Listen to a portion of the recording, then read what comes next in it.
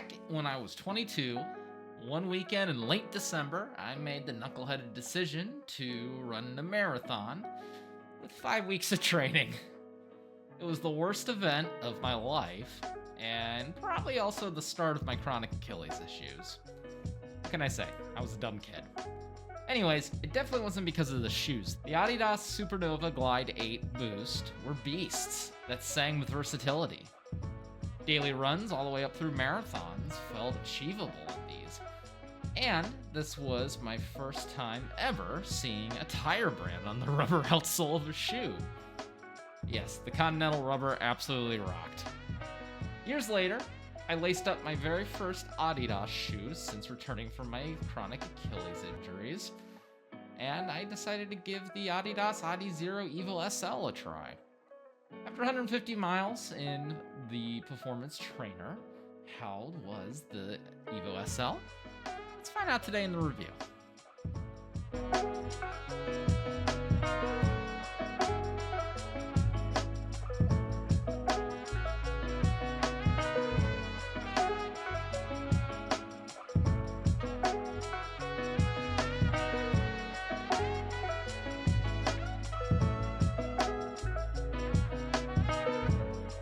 Welcome to the AmeLiaRun channel.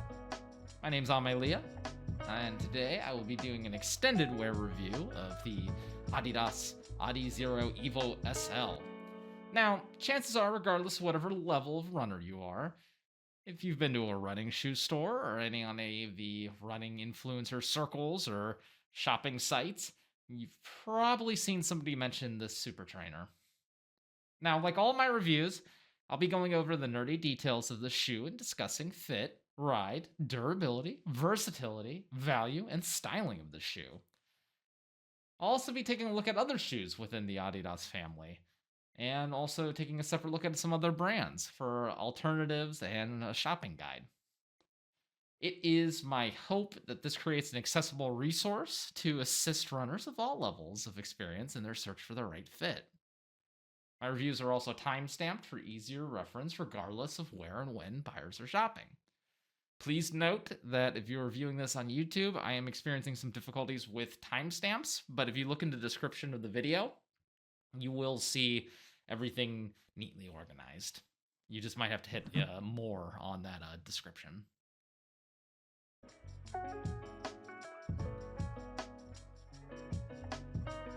Getting into the nerdy details first for the EVO SL.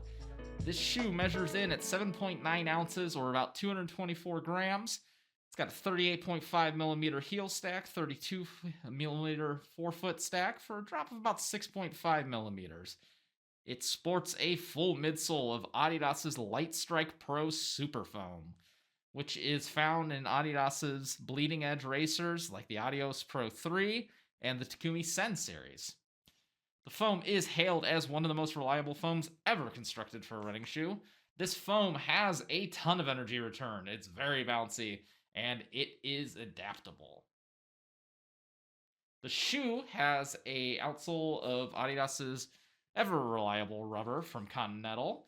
You can see their logo right there. Yeah. So yeah, it's the same as Continental rubber from like Continental tires, car tires. They're grippy and durable, and the rubber is a contender for some of the best outsole in the business. I can only think of like the Puma grip or ASICS hybrid grip as like direct competitors. It has a mesh upper, and it certainly has a tongue and laces of shocking quality when compared to the rest of the shoe. That said, it is available for around $135. It retailed at $150. Available in a ton of colors, and I have them all up on here, but it's kind of surprising. These were made as a lifestyle shoe, mixed with a performance shoe. That's what they were marketed for. I will say that these are very attractive, but we'll get into that there in styling in a little bit.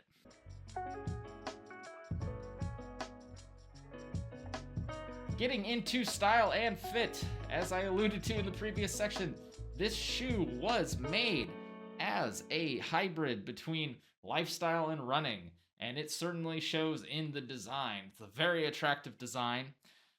It also fits true to size.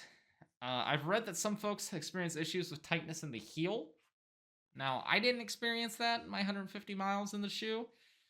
Granted, I know these shoes have a reputation of being relied on for hundreds and hundreds of miles. I put 150 on mine, so maybe that's an issue people develop later on. But the fit still did feel comfortable, like an easy day shoe, but it never felt cumbersome when the shoe picked up those paces. It's actually the contrary. The shoe is hailed as being a great daily / tempo companion. I've even heard of some folks running marathons in these. I don't know if I would, but good on you. These shoes are as classy as it gets with styling. Adidas's classic white stripes, 3 stripes there on black. You know, you got black with white, you name it. As I had a little bit earlier, there are some styling different colorways up on the screen. It's kind of shocking. There's so many different colorways. They even had some for Adidas's schools. They had for college football. There was a bunch of different variants and colorways. Unfortunately, I was not able to get one for my Louisville Cardinals. I think there's a good reason why there's just a straight-on fashion variant for this shoe, although it's kind of harder to find information regarding that one, but we'll get into some of the other variants of the shoe in a little bit. Getting into the ride for the EVO SL, it is usually very fun underfoot. It is nimble, it picks up the pace well, and it can handle runs at pretty much all paces that I took it out on. As an easier going runner, I sometimes find that some trainers might be a bit too fast or maybe a bit too unforgiving when I go below their typical tempo paces that they might have been more geared towards. The cushioning was comfortable enough, however, that I did not find that it was difficult for keeping my paces lower. It wasn't challenging, like to be like, oh, I'm being forced to pick up the pace in these, or I'm going to feel uncomfortable. That happens from time to time with some more, I don't want to say athletic, maybe lively, maybe high energy return, aggressive kind of designs. That's not the case here. I will say at times the ride can be a bit unstable for the EVO SL. I kind of shift around a lot, and we'll get into that when we get into durability. The wear is a little all over the place on these. I do think it's because I felt a little unstable when I was running in them. But I do wonder if that's a consequence of lower weight or just challenges with less than ideal laces. If I would have known I would have had the same issues, say like I had a brand new pair of these, I'd probably just right from the get-go throw on some new laces. I would say if you get a pair, I highly recommend getting either some lock laces or a replacement pair from somewhere that you trust, like 10-second laces. The thin upper does tend to bunch up at times, leading to me retying the shoes. Like this is a shoe I've stopped a couple times to retie, just because between the tongue and the laces, it kind of bunches up, and that can kind of lead to the tongue digging into the foot at times. But that's few and far between, and again, it's a pretty quick fix. And I do wonder chicken or the egg when it comes to the lacing. The EVO SL lower weight, however, it does combine super high energy return with that lively balance to make for a ride that makes up for the legend the shoe has been building, right?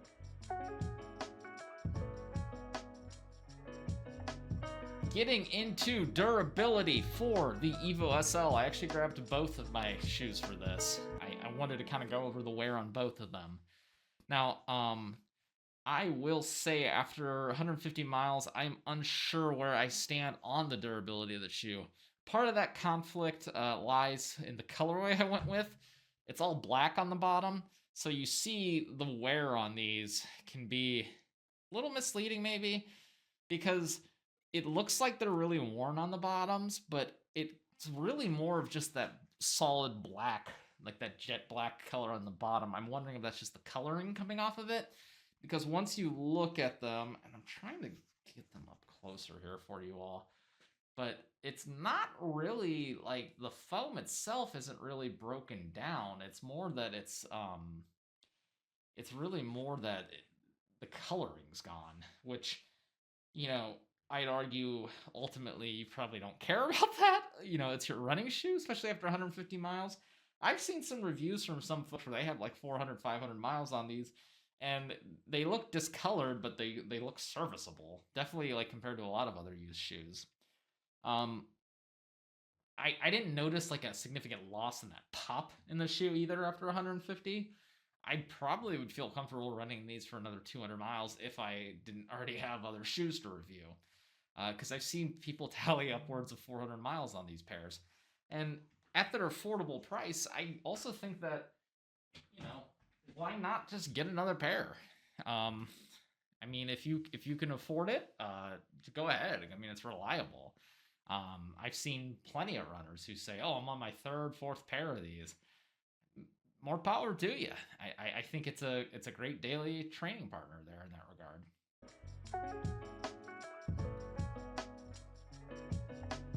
Getting into versatility.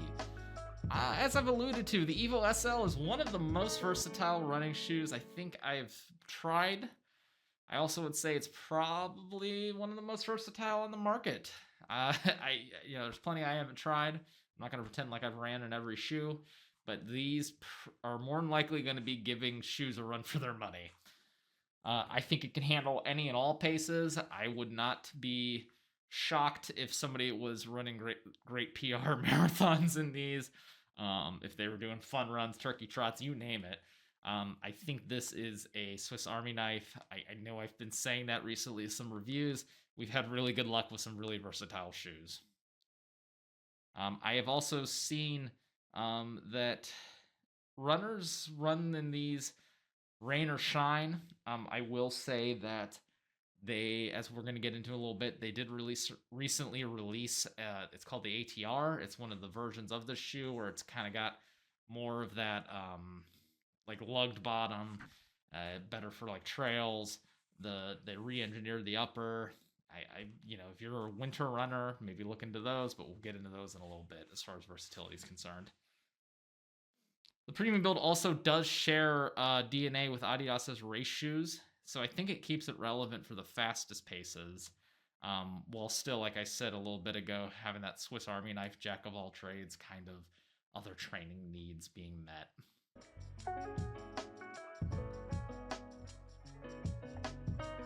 Getting into the value for the EVO SL. No shocker here, I would say it's worth its full $150 market price.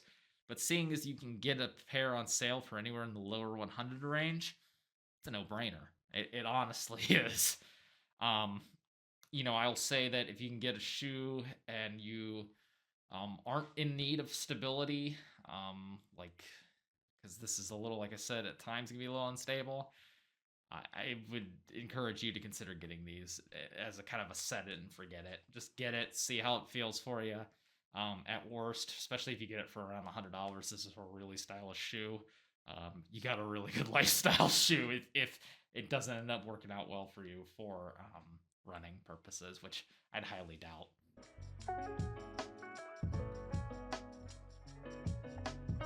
Getting into relatives for the EVO SL. This one's going to be a little different than most of my videos.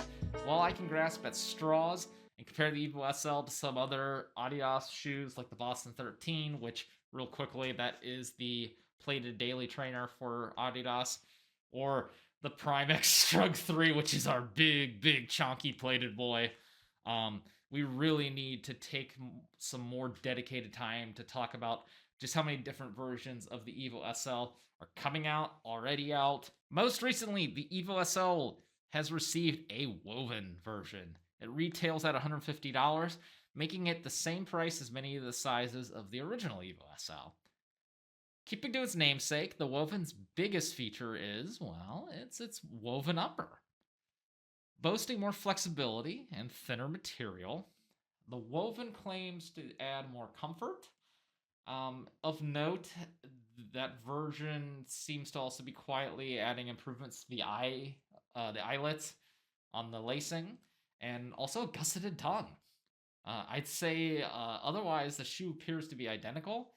I'd like to wear those one day, but they are definitely worth comparing side by side with the original. I imagine you might want to look to see how the improvements are versus, like, say, one of these for sale for like $110, $115. See if it's worth upgrading for the 150 for you.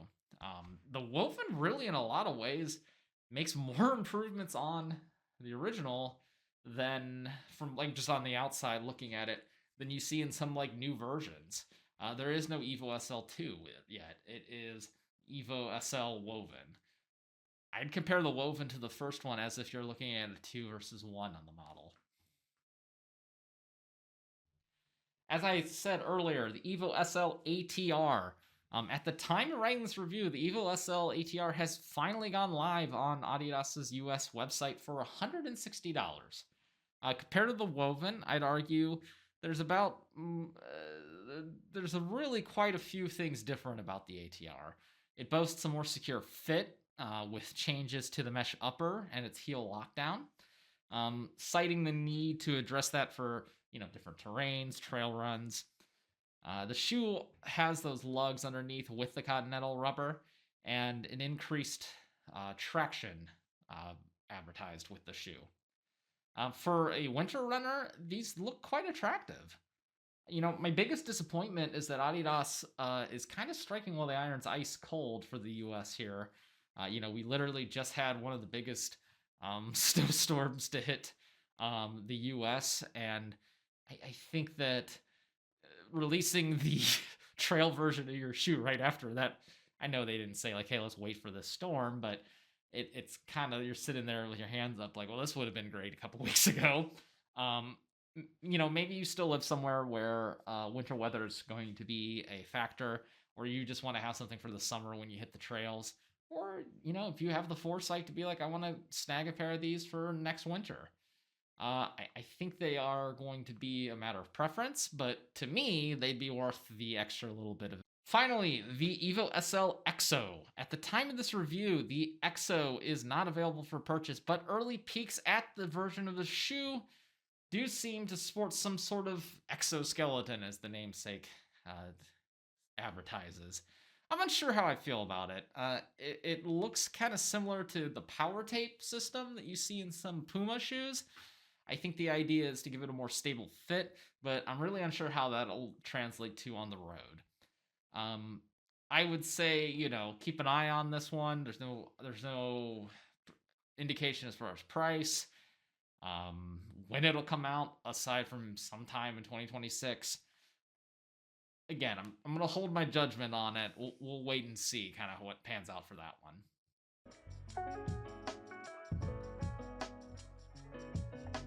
Getting into alternatives for the EVO SL. This is a first for our channel. I have all three right here in person with me. Starting off, a good friend of ours from a review that I had done, my very first review for the channel. It is the Hoka Mach 6. Yes. We have been over the Mach 6 in the past, but I think the EVO SL and Mach 6 are great comparison partners. The weights are similar, with the Mach 6 being at 8.3 ounces, which is slightly heavier, but I do think the Mach 6 offers similar high energy return and a breathable upper. I will say the ride feels just different enough that it could be a matter of preference if you want to see how they both feel underfoot. You could try them on at an outlet store. You could try them on, maybe, your local store does have these, or you want to be daring enough, go ahead and try to get them online. And, just know the return policies. That's something I'll always talk about. If you buy a shoe, Chewbacca, you buy it on Nordstrom Rack, just know what the return policy is. If you want to buy a shoe or two, try them on, figure out which one you don't want, return the other. Just be wary that, some shopping centers and websites might charge you for like a return fee, like for shipping it. But that is a different discussion for a different video. Let me know if you're interested in that, though. I will say that the Mach 6's biggest boon versus the EVO SL is that the tongue and laces feel much better than the EVO SL. And also that the Mach 6 is nearly $50 less listed than some of the other EVO SL types like the Woven and the ATR. I don't know if I would take this out on the trail compared to the ATR though. Okay, so the ASICS Superblast 2. I made promises to myself that when the day would come, I would not fangirl over the Superblast 2 over literally anything else. I smile about the Superblast 2 like I am recounting my honeymoon with my wife. Um, anyways, my clear biases aside, the Superblast 2 is a big boy with a 45 millimeter heel stack, 37 millimeter forefoot stack, and a drop of 8 millimeters at 8.8 ounces, 250 grams. This shoe is more expensive by far at $200, but there are many, many, many similarities between the Superblast 2 and the EVO SL. They're both daily trainers, and they are super comfortable at any pace. And I would say too that having ran Super Blast and Superblast 2 through several races, I would pick these over many of the racing shoes that I have on my rack over here. There are no plates in these. They might look like they would have one, but this is just a non-plated racing foam with a layer there of the same foam that you have in the Nova Blast 4 for like that daily runner. I've put 300 miles on these, and I loved every mile of them. The Superblast 3 should be out sometime in March of 2026. If you're watching this, when this is coming out in February, maybe keep an eye out for the next one to come out. I will advise caution though, because when the Superblast 2 came out, the Superblast 1 did not go on sale. So maybe the Superblast 2 goes on sale. I highly doubt it though, because these can be kind of hard to find from time to time. So I imagine the Superblast 2 and Superblast 3 are going to be the same price at $200. But if you can afford it, it is worth taking a look at comparing it towards the EVO SL. Last shoe for comparison. If you ran in the EVO SL and you felt like it wasn't fast enough for you, or you're willing to consider a plate, or you prefer a plate for your daily trainer, the Saucony Endorphin Speed Series is a very good comparison. Now, I was going back and forth between whether I should include the 4 or the 5 for this. I have a review coming up for the 5 coming up. I'd rather just talk about the 4 because I've put plenty of miles on those. I'll go ahead and do the 4 for this video. Both the 4 and 5 have similar stats, but I will focus on the 4s just for the sake of the review. You can get these on sale anywhere from $110, $130 with limited sizes as the only caveat. It has a wing nylon plate and they call it like speed roll, as I might have mentioned in a past video. It's a very nice rocker. It is, I'd argue, one of the best in the biz when it comes to its rocker. Very comfortable. I've been in these since the 2s, the Endorphin Speed 2s. Really excited to talk more about them on the Endorphin Speed 5 review, but that'll be somewhere down the road here. Let's focus on the EVO SL, yeah?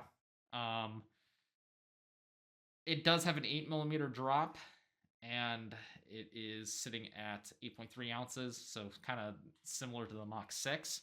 It's actually why I compared the Speed Series to the Mach 6. As a wing nylon plate and that iconic rocker, I do find that this is a really good cross-shop option for buyers who want to kind of explore maybe what plated shoes look like, but they're not willing to go with all the way into the carbon trainer world.